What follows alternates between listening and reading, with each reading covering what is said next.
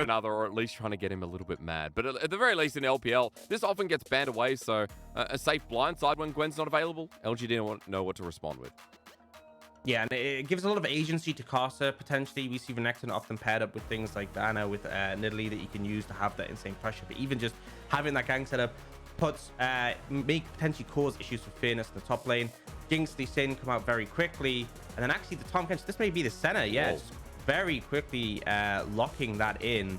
Obviously, they don't know the support matchup, but opting away from the affiliates that we typically see traded off with the Jinx. Now, for LGD, I think if you want to take a support here, it'd make a lot of sense, but you could also look towards the top lane, right? Wanting to make something that can survive against the Renekton. But really, you have so many options here because mid could also be a potential if you want to lock something in, ban away counters. It looks like they'll take the safest option, right? Just match the Tahm Kench by picking up the Thresh. And, you know, this used to be like a counter matchup because every time you'd land a death sentence, you pull them out. But not so much the case anymore. And actually, go on the Karma, so a lot more trading power, right? The melee Tahm Kench will struggle with the harass coming out for this. A lot of scaling for the side of LGD. And now expecting to be looking at jungle bans. JinJiao, a potential to take up the cards. Could also look at things like the Diana, like the Nidalee, if the concerned cost would bring those out. So let me ask you, you're treating that Karma like a flex right now, or assuming it's going to go to JinJiao on the bottom lane? Because I think that changes perspective of draft quite a lot when, you know, we have seen in other regions, Karma's been flexed to some of the solo lanes, but here in the LPL, it's been mainly sticking bot. Yeah, I expect a support. We really haven't seen it flex much. You know, it's like a small possibility, but probably will just be going on the bot lane, picking it for that solid matchup. And LGD will just literally ban the Diana Nidalee away from Karsa, not wanting to have these picks, these AP junglers that sync very well with the Renekton setup. On the other side, V5 banning away top laners that Fearness might be able to utilize. I wouldn't be against a mid ban, which they do. They go for the LeBlanc, a mid ban, because you know LGD have first choice here. If there's something like the LeBlanc or something that they want to prioritize, they could pick that up. Corki even is an option. Not the best synergy with the Lee Sin, but obviously Corki Jinx is a very powerful long-range scaling duo. But honestly, they could just take top here because they already know Renekton on the other side. You and I just opened the segment with, you know, meta picks, what's strong, right? And simplifying 12.2 because we're going to be on it for another week and a half. And Corki has been the most picked mid laner for a big reason. Still pre-nerf, get the package timers around Dragon. No team, despite composition, of course, Aux, nice little point there, have been willing to pick it up. So shying away from it for the time being, we get the Orianna for Jay. But Sejuani on the other side, I mean, V5 are just pulling out a very different left-wing draft that makes me think, Aux, I mean, we've got a lot of frontline here. Do you just need solid AP damage? And that pick is still open. Yeah, absolutely needs some AP. Sejuani, a bit of an interesting one coming out from Karsa. Obviously, very easy to stack up the stun to follow up on Rich. So, great lockdown, a really bulky front line, but definitely not something we've really seen at all in the LPL. So, it'll be interesting to see how that one pans out. Also, can do okay in Lee Sin. Not really going to match him too well in skirmishes, but can interrupt his Sonic Wave, which is always big. And now LGD trying to decide, and they're going to go for the Mordekaiser. So, this one's pretty cool because into like Renekton plus whatever jungler, obviously you want to be diving, right? But after level 6, diving Mordekaiser becomes very difficult because obviously he just ults one target, turns it into a 1v1 with the turret on his side. And especially when it is this Sejuani, there is not that much damage, right? It's not an Nidalee, it's not a Diana. They don't have the same amount of burst. So I feel like Fearness can be pretty comfortable in this top side. And I think LGD, you know, they do lack engage a little bit, but they have this backline strength. They have decent scaling on the bot side, and Shadow has a pick that he can sort of set things rolling. But V5, you know, they have lanes to play through, long range coming in the late stage of the game, and a very, very beefy front line. Yeah, the Sejuani, Tahm Kench coming through, and even with Renekton as the bruiser as well. Interesting start to game number 1. We talked about V5 versus LGD being like, okay, needs to be a certain win for V5. Show us that they are a playoff team, that they can run with the big guys in the LPL. 6-1 this team right now. They're in the top 4, just above RNG, BLG even under them. And if V5 pull out this win, they'll be over EDG for the time being. But more importantly as well, they'll be just under Weibo Gaming, so top 3 secured for the start of week number 6. A very big piece of momentum that needs to happen, but the LGD down in the dumps, 1-6. If they don't start getting wins on the board, they're going to fall rightly so into the bottom 3 and hold it for the rest of the split. They've got TT, IG coming up next. If they could pull something off against V5, oh lordy, LGD could make a run for it. But as Aux was saying, there's one person we need to talk about with LGD to make that happen. Shadow is a big member, and a lot of LGD successes relied on this man in the past. We'll see if he can get it done against Karsa as we enter Summoner's Rift once again. V5 versus LGD. We start you off in week 6 in the LPL. Welcome back, by the way. Orct, you're going to be on here for about 7 days straight. So, feels like it. You know, you've joined back with spirit, which is nice to see. Yeah, I mean, honestly, had my little time off when I was feeling ill, and it was just painful watching, not being able to join in. So I'm glad to be back for a few days in a row. It's been fun. Now, we can talk about what LGD need, right? I think early game super important on this Lee Sin. The downside to the way the composition has panned out, they don't really have setup, right? We often see things like Lee Sin LeBlanc, where the LeBlanc has the CC, the Lee Sin can easily land the Sonic Wave. There is no one who really has that easy, hard CC in the lanes to set her up. So this is going to be very much about Shadow finding good opportunities. And speaking of opportunities, it's a little bit cheesy, but it looks like they're just going to go for a ward here. I don't know if they'll go for a full invade. Their level 1 is strong, right? They got a Karma. But it is a Tahm Kench, remember as well. Lee Sin goes in for the Sonic Wave, and Shadow one away from the acquired taste. But they'll start on the red buff, and you can see straight away Karsa's response, Orcs, is going towards this top side. Now, they've got a ward on the red buff too, so maybe a bit of vertical jungling before the Mordekaiser gets 6. Yeah, and honestly, I feel like this is pretty good for LGD, right? The Sejuani isn't as threatening as something like a Nidalee on the top side. You go for a map split, and it basically means Eric and JinJiao can just completely push. Really, V5 can't look for many all-ins because they know Shadow can be in the vicinity, so it means you can just continue to land this harass and make things a little bit painful. Remember, this is going to be the farming Tahm Kench, and I say farming Tahm Kench, but kind of hard to farm against 2 range champions, so you're going to have a really unfun time in that scenario. Especially when you know that Lee Sin's on the bottom side of the map, Shadow is behind enemy lines, he's cleared out the whole red side jungle.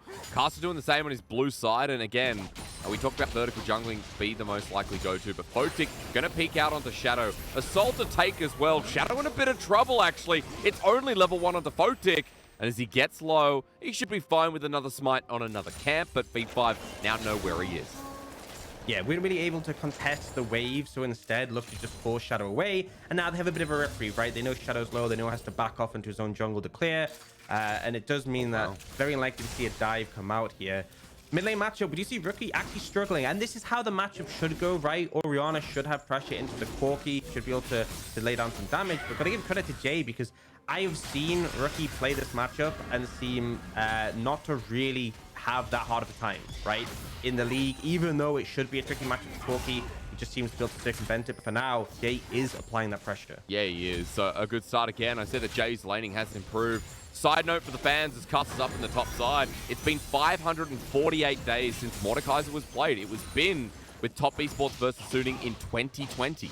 That's how long it's been since we've seen a Mordekaiser in the LPL. A year and a half, folks. Quite a while to wait for this one. And in that top lane, we'll see how well it goes because, to mention again, Karsa's still up there. It's a vertical jungling start here. And V5 look like they want to dive before he gets his ulti. Yeah, how they do it, they need to stack up the passive, but Mord is tanky. And it's quick, though, to get the permafrost coming through. They're right onto Fearness. There's the root up again. But Karsa has to flash away from the turret. Dies down to first blood. Rich doing the same. Fearness follows. Double kill, and V5 blunder the hell out of that dive. You can see Fearness laughing in the player cam. You know, there is not that much damage between the Renekton and the Sejuani. There's CC, sure, but when you're tower diving, you want to be able to kill the target. There's not a Diana, there's not a Nidalee. They were both banned from LGD. And Fearness, the critical thing is he survives long enough to get his shield up. So we see the replay. Their goal is to kill Fearness before he gets a chance to press any buttons, right? Gets the Q off early, gets the E before he gets stunned, and then stun into another stun. But look how low he is when he finally gets that shield.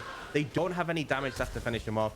Gets that 1 kill, and with the double buffs, flashes after Rich for the second. So honestly, great start, and it's kind of the power of the Mordekaiser pick, right? Yep. Even before 6, not the easiest to die, but I also think if you go in for this Renekton plus, you know, jungle combo where you want to dive top, Sejuani doesn't really stand out as a pick who's great at doing so. True. You know, and it kind of shifts the momentum here as Karsa. Yes, he was able to get the smite away from my understanding. The audience probably has a better view of that one, but at the very least, you know, Shadow starting to invade the jungle. Top side, he's huge with the blasting one now as well. Cleanse from ppgod, a little up dive, and Eric has to get away. So both summoners down now for the LGD. Yeah, bottom lane. That's a big deal as JinJiao still setting up the engage. But Photic's just going to run away. So Aux, we've got early action, you know, in strange places. Yeah, so I think the big thing there was we obviously talked about how it's a bit scary to be going all in for this V5 bot lane when Shadow could be on the bot side. They just saw Shadow on the top side. They had that information. They look for that all-in potential. And that's one of the things with like a Karma Jinx is that you have good harass, good wave control, but you are vulnerable to all-ins. Now, Shadow's shown up. They are looking for a fight here. Yeah, but it's going to be a 3v3. Remember, Eric has no summons. Ignite goes down from JinJiao. The slow down Photic. The Sonic Wave wants to connect, but it's onto Karsa. It moves to half HP and is going to lose his ice armor in a minute.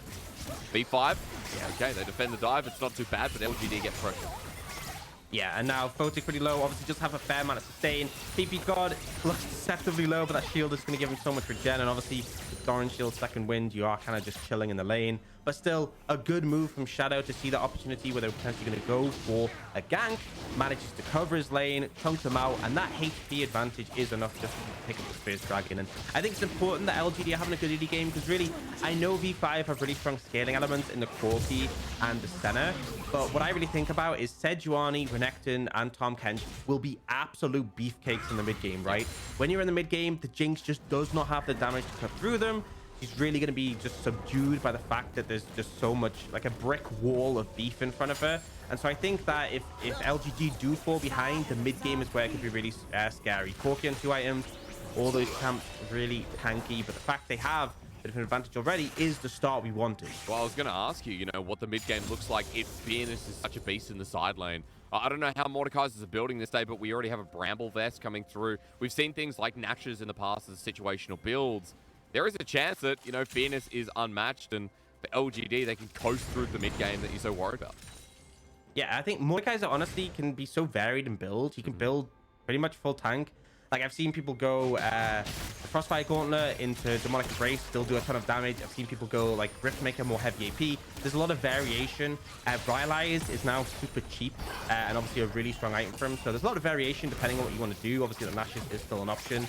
I feel like him being bulky enough to go into the team fight, soak up some damage, and then he should just be able to duel anyone when he goes, when he does pop that ultimate, as long as he's not too far behind, and it has a decent itemization to deal with him. I think Rookie might cause some problems later on if he ends up fed, but for the most part, can just shut people out the fight. And that's the thing, is that this is a competition for V5. If the Renekton falls behind, you're so reliant on Photic and Rookie for that damage in those fights. Remember, the Photic in the laning phase right now, it is the fasting center, but more importantly, that bottom lane isn't doing so red hot with the constant jungle attention. Now for LGD, once again, moving up towards this top side. Shadow starting the Herald before anyone from V5 gets there. Karsa will be spotted out in the ward, even with the Glacial Prison available. LGD don't care. They get the Herald. They've got Jay and Fearness by his side, and V5 just want to pick on the back end. That was a cute one. This is completely irrelevant, but Shadow goes, wards over the wall, then picks up the Herald, and then ward up. One of the things that's always painful about playing Lee Sin in getting the Herald is that you now don't have your Trinket Ward available for use, so kind of hamper you down. But they do pick up the Herald. Good moves. We actually see the package was taken by V5 to contest the Herald. They were a bit late. Now that they're trying to lean that pressure towards Eric flash. I think. Yeah, but Eric, without summoning a Glacial Prison, he's just dead. The Bookie takes him down. JinJiao burns his own. And for V5, the package comes in handy, while topside, the trading will continue with Fearness winning out, of course. Yeah, and the single kill, not a huge deal, but it's the effect this has, right? Jungle camp's being stolen away, this blue buff is gone, minions being missed, crashed into the tower, and plays being taken as well. It's not just the individual kill, it's the consequences that are being applied as a result. So nice turnaround from V5. They didn't manage to get the Herald, but they will still get a positive play on the bot side for themselves. Yeah, plate almost taken down to 3 the bottom side for V5. Gold netting about 700 in this early game at 9 minutes, despite the kills going in LGD's favor. But we'll see. Herald is still in the back pocket of LGD, and I want to see where Shadow puts that. Aux, I feel like with Fearness so far ahead, top side looks like a vulnerable place where you can push ahead. Yeah, definitely is. Definitely an easy option. And there's kind of like two schools of thoughts with Herald, right? You can throw it down mid, because sometimes mid can be a hard tower to break, right? You get 2 plates, and then if you get the second Herald, that's enough to take down that mid tier 1, which has a big impact on like opening up the map so you can push. Particularly if you're against a Corki who has a lot of wave clear that has value. But alternatively, if you want to get like a whole turret at once, go into the side lane where you potentially have pressure, especially if the enemy team on the other side. does have a fair bit of value. I wouldn't be against him trying to do this bot right, especially as Eric on this Jinx would get a lot of value out of this gold. But it looks like based on the position, they might just be going for the 2 plates mid, or it could just be he's waiting for a potential opportunity that doesn't arise. Yeah, so clearing up towards the top side for now. Minute till Dragon though, and I think it could be lined up in conjunction with that next objective. 55 seconds, keep counting it down, because for LGD, they've already got the first one. Dragon stacking if they're worried about the mid-game orcs as well.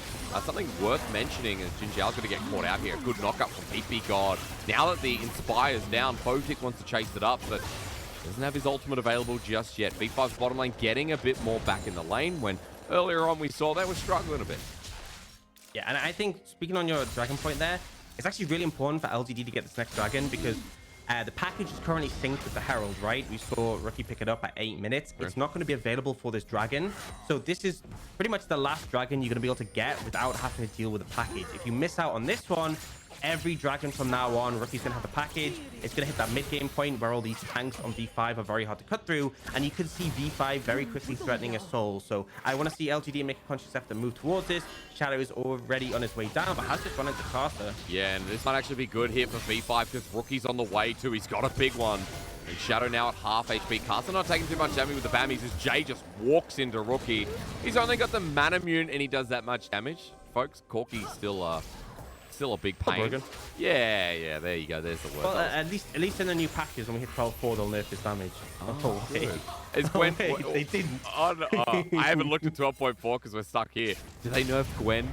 Orcs, is Gwen nerfed with that patch? She's immune. She's immune to nerfs, and she's immune in game. I don't know how. JinJiao getting dangerously low, but you said LGD was important for them to get this Dragon. I think V5 set up around this objective over the last minute we've watched them move into play has been very expertise, and they'll deny the Dragon from LGD stacking too.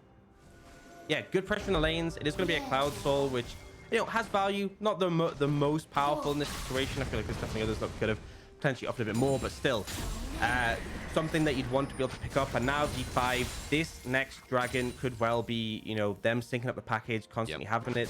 You could also see Rookie potentially wanting to sync it up with the Herald instead. We sometimes do see teams sync up with the second Herald, but either way, the fact that V5 were able to get that Dragon pretty valuable. Now we do finally see the Herald thrown down mid. They will take those 2 plates. It means that mid lane tower is a little bit of a precarious one. If they can follow up with the second Herald, or even just a bit of pressure, taking that down would allow them to expand, control the map a fair bit. Do you see Karsa fishing for something here? Ulti. Oh, just behind Jay. Nice little sidestep forward, but waiting for the Permafrost. The Shockwave sends him backwards to burn, though. Rookie's kick back, but that's not saving grace. Shadow kills his mid laner. It's a 1-for-1 with LGD on the chase for Karsa. Sonic Wave with an Arctic Assault away. Shadow won't get retribution, but hey, that was a fun move to watch. Yeah, I mean, the downside, your mid lane ends up dying. The upside, you do end up killing Rookie, so I think perhaps the trade-off potentially worth in that situation. Either way, Karsa not quite connecting with that ultimate does make a difference. The bot lane, so much pressure coming out onto this tower, already so low, and Eric getting chunked out. I mean, the damage starting to ramp up from Photic, right? Again, we talked about good things in that lane, as maybe top lane needs to be talked about. Fearness is going to grab him in, and Rich has a Dominus, but he might have to use it shortly. Fearness is proxying the wave. This is a Hullbreaker Renekton, but he's going up against a fully stacked Riftmaker on Fearness, so top lane is just LGD's delight and continues to be as we move into this replay. Yeah, so good moves from Jay in this situation. Doesn't actually flash guild, but sidesteps it, and that just means it takes a bit too long to lock him down. So much burst coming onto him, and I think, you know, he might have been healthy enough to survive the burn from the red smite, but either way, the kick on Rookie makes this a guaranteed 1-for-1 trade, which I think is a fair one in that situation. Now, that's the thing, right? This is a Hullbreaker Renekton. You pick the Hullbreaker to be strong in the 1v1. Obviously, we've seen this item so much recently just because it's generally well statted, even if you're not in the 1v1. But the fact that you have that and you're still getting buffed by Fearness is a little bit rough. He has that Riftmaker, level 11. He's moving towards the contested Herald, and Rookie, he has picked up the package to contest this one. So we'll see if LGD are able to take this on. But look, they got the whole army here. 5 members. Fearness from the left-hand side, the rest on the right. In the middle, Photic's coming back up as Rookie runs away. Karsa goes to the engage. On top of JinJiao, who's caught out of ppgod. Gets a perfect one. A Shockwave only onto the jungler, but the rest of V5 are healthy enough. Fearness runs away, and he's the strongest dude. Right now, Rookie pivoting for rockets to land the back line. And big ones don't connect to take down the Mordekaiser as Rich spots out Shadow in the jungle, but he's got a Sonic Wave to get out. Slicing the dice, I believe, was not used. No, it's actually not on cooldown. So for V5, winning the fight, but losing their jungler, Herald will stay up for now. Yeah, and honestly, I think LGD can be happy with that, right? Because the package is now unavailable. The fact that Karsa died means that Herald, it will actually be started up, and actually Shadow backing away. Nope, he's cancelled his recall. He's going to come over. They're going to try and contest this. I think it's the right call. The package being down, you should feel more comfortable to do this. You do have your Smite available here. That's true. Smite advantage is going to be big. Sonic Wave connects on the Herald as well. They're going to let him get the eye. Smite comes down early, though, from Shadow. Still gets it down with the Tempest Cripple as Fearness rejoins the play. They're going to deny it, though. And as LGD run away, they may have stolen it, but no eye for you. Yeah, I mean, it does deny it away from V5, but I think Shadow had an opportunity to potentially get that before he got away. Obviously, the mobility that he's in means he could have just moved over towards the edge of the pit and then ward hopped over or hopped to an ally. But either way, V5 do deny the Herald, but it will go to neither side. Gold is dead even, a dragon apiece. And we do have another spawning up in a minute now. Rookie did use his package then again, so this is going to be another dragon where it isn't synced. First, the replay. Again, this karma just not for this world, instantly deleted. But then we get this kick into Shockwave where Karsa is just eviscerated. And I think the big thing for Fearness, right? We talked about how strong he was. He gets CC locked and doesn't even get to press his ultimate, right? Yep. Great in the 1v1, but when you have 4 people wailing on you, not a fun time. No, and as we come back, I love that you mentioned the gold is still dead even at 17 minutes in the game as well. So it's a good opportunity for me to start talking about some of these items coming through. Our first mythics across the board on 4 out of the 5 carries. Okay, actually, we've got an ice ball on Tahm Kench. It's Karsa. Ignore me. Eric tagged out, and JinJiao burst down. Saved by ppgod under the whelm of the turret as Rookie gets flanked by Fearness. Look at this Mordekaiser who came out of left field. The Observer not even expecting it, but as he comes out, Shockwave brings in Karsa as well. Mid laner going down, jungler as well from V5, and Eric is unleashed, getting the quickness of his own as ppgod takes a Sonic Wave, and V5 running from J. LGD unhinged, uncharged, and now looking at a dragon on top of that. Great flank coming up from the Mordekaiser with the TP, and the big thing is, right, you ult Rookie, you kill him in the 1v1, so much of the damage available to V5 instantly off the card, and their tanks just have to run away, getting shredded down. Eric really strong on this Jinx already, which is got a 1-item spike. When he does start getting those resets, when he does have lethal tempo stacked up, he should be able to get this tier 2 tower back away while also getting the dragon, so a pretty big win there for LGD. JinJiao surviving. TP coming in. Well, they want to clear it up. It's double TP. It's ppgod and Rookie on the side. Dragon's already gone down. Shadow hasn't backed yet. He's on the run. That's 2 TPs for absolutely nothing. Whoa. Rookie's going to get 3 minions. There we go. Oh, there we go. And a Gromp. Okay, sorry. Absolutely worth it. Maybe not quite, yeah. Just get them on the map marginally faster, but yeah, definitely we're hoping for a little bit more in that situation. LGD picking up that second dragon pretty big. Again, 2 Heralds down. I talked about this before. Maybe I was a bit overzealous with the package syncing. Now every dragon will have a package available for V5. But first, going to replay that fight, cleanse a lot of value, and then it's big that the Tahm Kench ult is used here to disengage. Not available to help out, but Rookie instantly ulted. Nothing you can do in this 1v1 situation against the Mordekaiser. And with Rookie down, right, you have these big bulky members, but a lot of damage committed onto the finish of the Mordekaiser. And Jay and Eric are just untouched here. Moving forwards, laying down the damage. Jinx with the resets, fully stacked lethal tempo is an absolute menace. And able to pick up a fair few kills. Now, about 1,000 gold in the lead. Not super significant, but we said this mid-game for V5 could be problematic. The Renekton was ahead. If these beefy tanks weren't able to be cut through, and it feels like LGD are just smoothly sailing through it. That's right, they're not ahead to V5. You know, not going to have that mid-game you talked about. For LGD, importantly enough, is Shadow actually caught out here pretty deep, but safeguards over the wall. TP in the back play. This is Rich coming in with dominance available. The Croc right on top of Shadow. Gets kicked away as ppgod forces the flash after the Thor. Karsa getting stuck on traps as well as LGD want to re-engage. And I was just going to come in and say, Orcs, like, hey, we came in today talking about V5 solo laners and how well they're doing and how good V5's going. This game has been all about Fearness surviving the top 2 dive, Jay being consistent within the lane as well. And in these fights, the solo laners from LGD putting on a show for this first game. Yeah, I mean, honestly, I feel like coming into this, the expectation was that V5 would be really far ahead in this matchup. And even if LGD lose in this position, I still feel like they've shown a fair bit, right? Fearness, I know it's kind of gifted to him that 1v2, but still doing solid there. Jay hold him up in lane. Shadow finding these opportunities. Definitely more positive than some of the series we've seen so far from them. But it is about continuing this momentum, right? Get to the point where your Jinx is on 3-4 items, and I can really see them moving through this game and winning it outright. The late game of the Orianna Jinx, very scary to go up against. And it will come soon. There's a rapid fire cannon that's going to be completed after that Cole gets sent on the next base here for Eric. Eric, someone, if you're just tuning in, who has been hit or miss, previously OMG AD carry. Eric has a great name, but his gameplay has often been questioned here in the LPL. Alongside with JinJiao as well, the funny thing is, both of them on this roster currently are AD carries. Like, JinJiao's not even a registered support. Both of them are AD carries. I think Eric is the sub AD carry and JinJiao is the starting registered AD. So it's Chance, I believe, who's actually the registered support, who hasn't even got to play yet. You know, I respect it. I respect it. It just shows, you know, AD carriers can do it better, right? But JinJiao, we're doing okay this game so far. Obviously gets targeted a fair bit by Karsa with the CC. I do want to talk a little bit about the amortization. We've seen Eric actually go for the Runans, so I don't get time to talk. Oh, ppgod will save him, but Shadow's position is absolute as Photic gets away, now sacrificing his support. But remember, that's a tank Tahm Kench who's got resources. A big pick for LGD. The momentum continues right down the mid lane. Yeah, I mean, they already have those two towers in the mid lane, so able to loop round, get behind the bot lane at V5. ppgod does die, but saves his AD carry, and now trying to apply some pressure bot. They won't be able to get rich here, but they can still look to push the wave into this tower.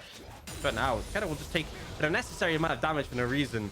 But regardless, I want to talk a little bit about the itemization. Eric going for the Runans, and I think this item has a lot of value when you have a bunch of champions going to be grouped up together. And I think the fact that you have, you know, the Renekton, the Sejuani, and the Tahm Kench, who are all going to be stacked on that front line, it does have quite a bit of value dealing that AoE damage.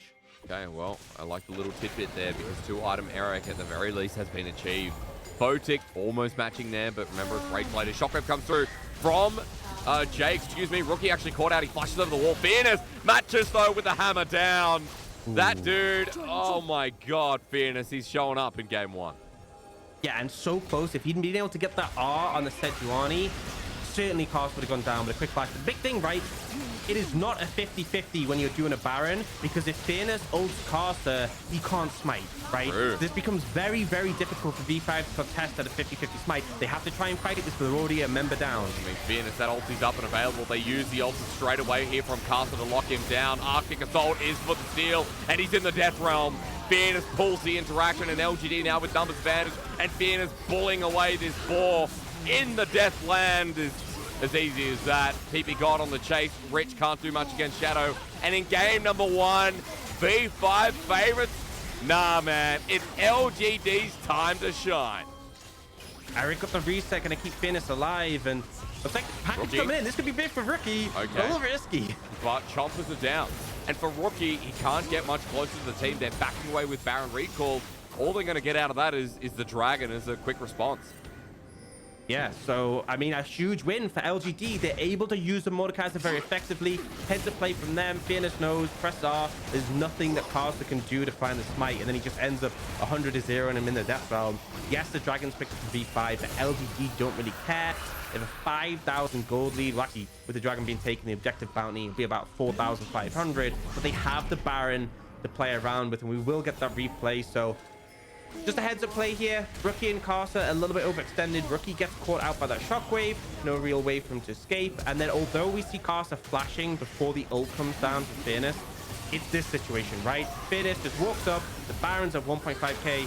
Ult Karsa. Yep. Nothing they can do.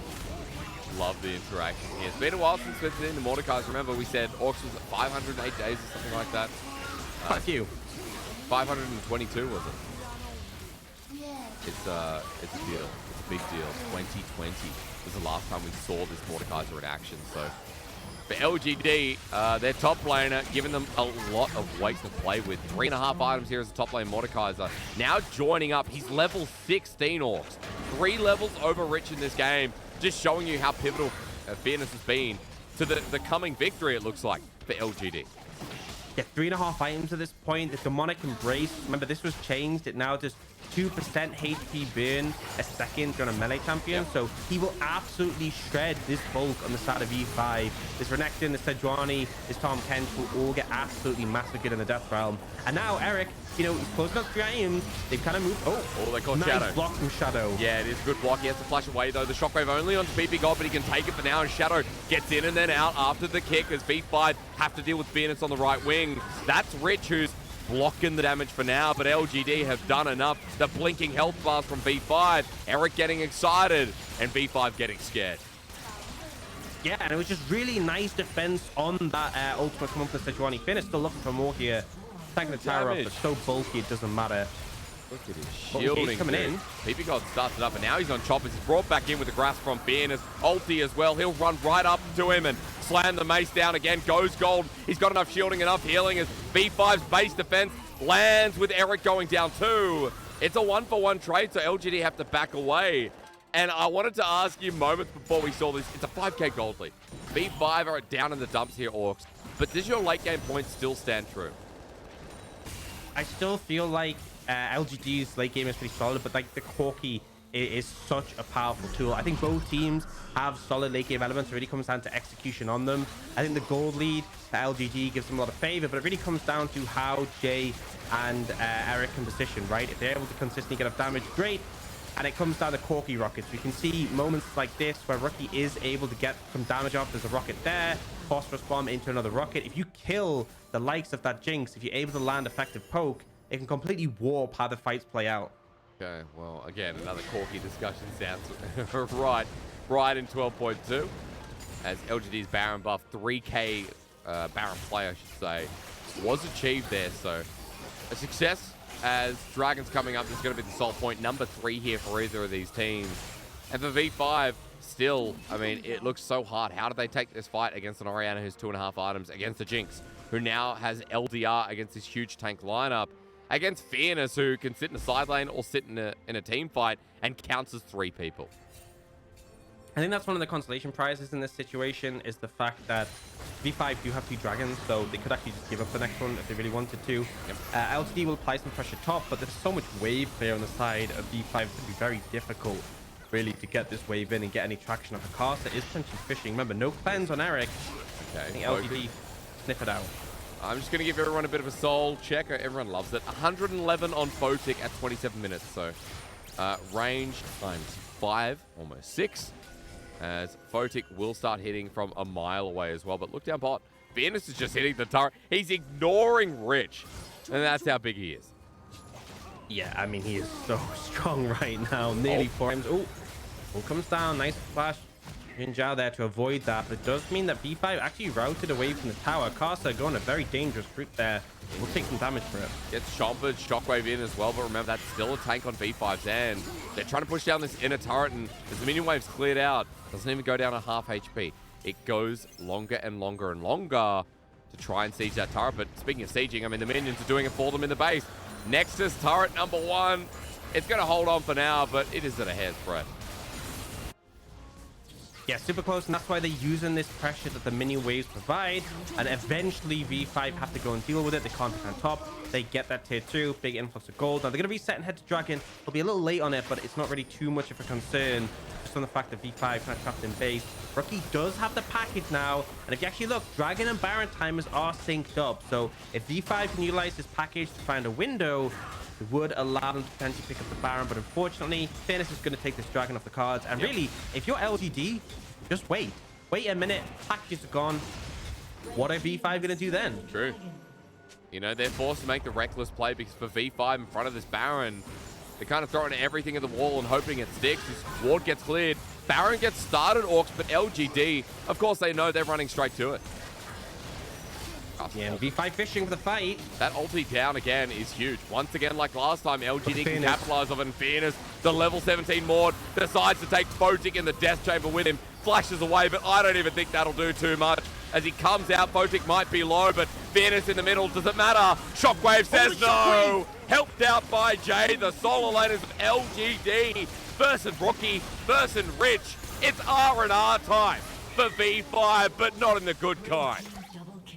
And LGD, against all odds, managing to claim this game 1 against V5. I feel like Sejuani definitely not working out for V5, but Fearness on this Mordekaiser, super solid, and it felt like they were given a lead, and they really managed to run away with it. V5, 5 kills only on the board, and they will lose their Nexus. Oh boy. We've started the series exactly opposite to how I thought. As a bit of a smacking from LGD, a clean game from a team that's sitting 1-6. LGD are not your upstart team. They're not this, oh, we're going to make a deep run. LGD being 1-6 is like, oh, well, if they don't win every series, then it's hard to see how they can, win a playoff, get to playoffs, at least in a 10th place position, or at least get close to it. So, folks, at this point for LGD, a very good news story. For V5 Orcs, a little bit uncharacteristic of the team that has been doing well in their laning phase, where that dive set them up for so much failure in the rest of the game. Yeah, it was pretty messy, and honestly, when you think back to the draft, I don't really understand it, because you think about all the picks that the Renekton sets up, right? Things like the Dyna, things like the Nidalee, those things that have a lot of burst damage that you can dive with effectively. Karsa didn't have the burst, the dive didn't really work, and even then they go for the Corki mid. I could understand the Sejuani more if they had 2 melee solo laners and they were just going to play very dive heavy, but the Corki just didn't fit in with the composition.